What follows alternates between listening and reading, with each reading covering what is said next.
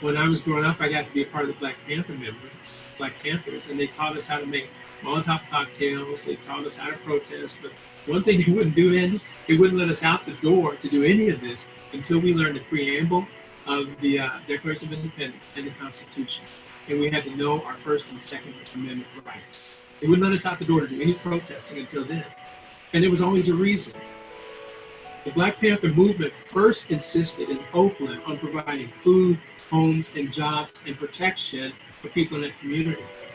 But I'm rereading Huey Newton's book and Eldridge Cleaver's book, Soul on Ice, and the Black Panther movement got hijacked by a communist movement, a movement that pushed it away from its doing things in the Black community, protecting Black people, to adopt a greater mindset of violence and standing up for your rights and carrying weapons and challenging the FBI face to face. Booker T. Washington stands up and he tells a group of European investors in 1895 at the Atlanta Compromise that, hey, it's okay that we're segregated because we know how to work together as partners.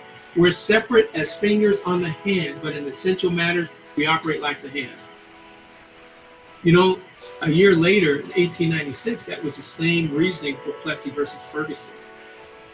And W.E.B. Du Bois was so angry at what Booker T. Washington did that the NAACP was formed.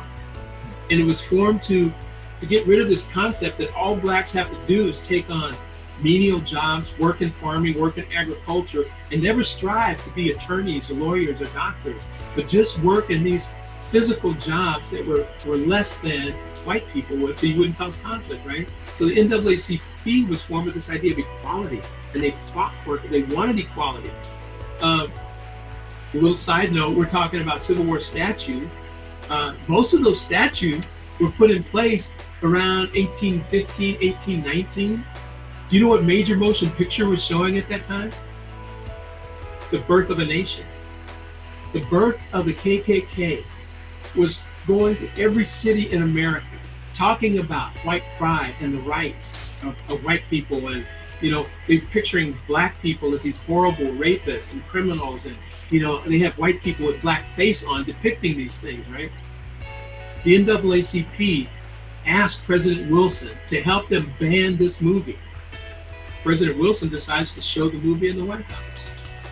At one point in the middle of Reconstruction, there were 100% of the registered voters in Alabama registered to vote. At the end of the Black codes and Jim Crow, it went down to 5% population. If you look at today, there are Black legislators that are elected to federal and state offices, but go ask any of them how many times they've been stopped by Capitol Guards and asked for more ID, or asked, what's your business here? And to tell them you're a congressperson, and they'll say, prove it. Do you have any paperwork with you? It's again those little microaggressions that scream back to you like, is it better?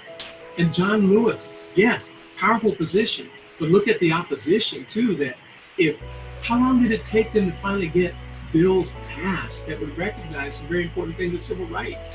Because it's fighting against the power structure, and some people say that's the way democracy works.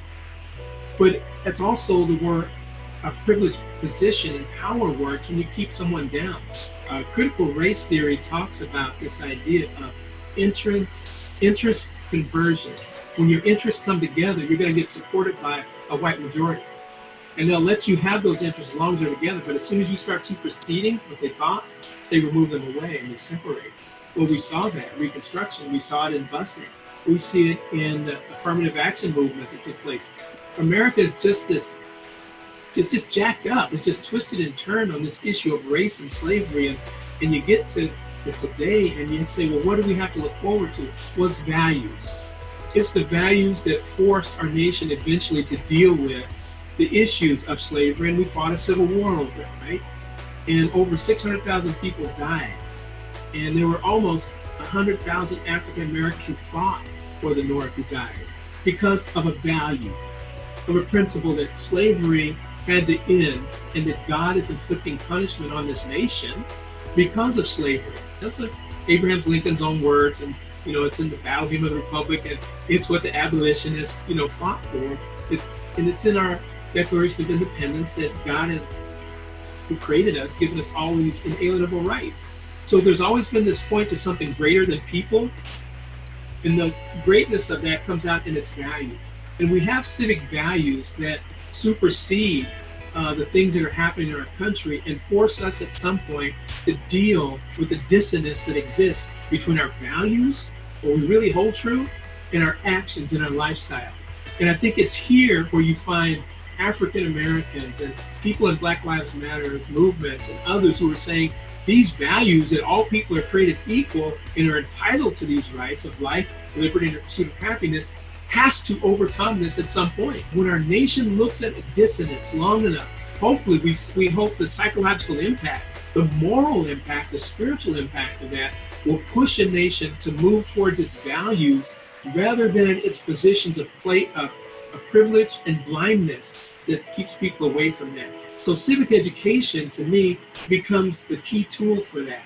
It teaches us that democracies are messy and always have been messy, but we try to uphold these certain values that all of us must agree to. And so we make sacrifices. We agree that these values supersede us individually in order to create a more perfect nation, right? And so then you begin to teach Black and brown students that have experienced discrimination that you are empowered by these values to take action. You can change things in your neighborhood.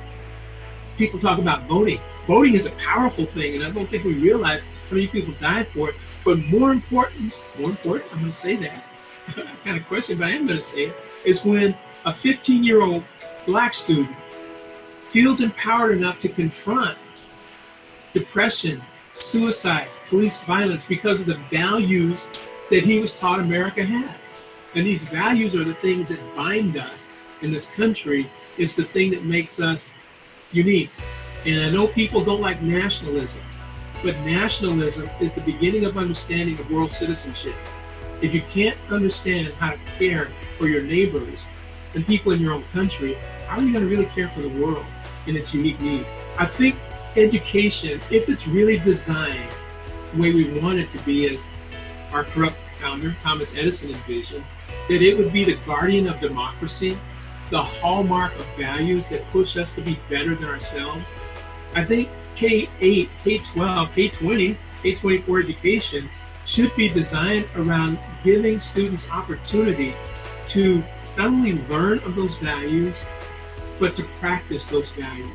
To have an opportunity in classroom management to function, not just as a dictatorship, but as a democracy. And of course, as you get older, you get more rights in that democracy and you're able to influence more, because then you begin to understand the power of yourself as an agency to impact those things around you, to change that, right? So imagine a high school classroom now, instead of made up of people who are not participating, that are participating because they understand their rights and privilege as a citizen being in a democratic society. And their class lessons are designed around understanding air pollution, understanding poverty, understanding why we have redlining today, understanding what the real voting issues are, understanding and discussing the difference between, what's happening with immigration and abortion. What are happening? We talk it, and we don't talk to each other, we shout at each other at those things. We never talk about the values that surround those issues, because we're all part of a society and there's something greater than ourselves. And if we have a group of corporate values where we value each other on that same level and we treat our neighbors as we would ourselves, then you are part of this greater sense of understanding who we are and have a greater purpose for that. There's a couple things that are really awesome. One is Janet Helm's book on understanding white privilege and identity, and also a book by Beverly, I can't remember Beverly's last name, but it's Why Are All the Black Kids Sitting Together in the Cafeteria? Those two books talk about this one thing that I think are really powerful, understanding racial, cultural identity, and understanding how racial, cultural identity changes as you mature. And both talk about, as we understand where we are as we mature, to have friends who have opposite experiences than we do and engage with those friends.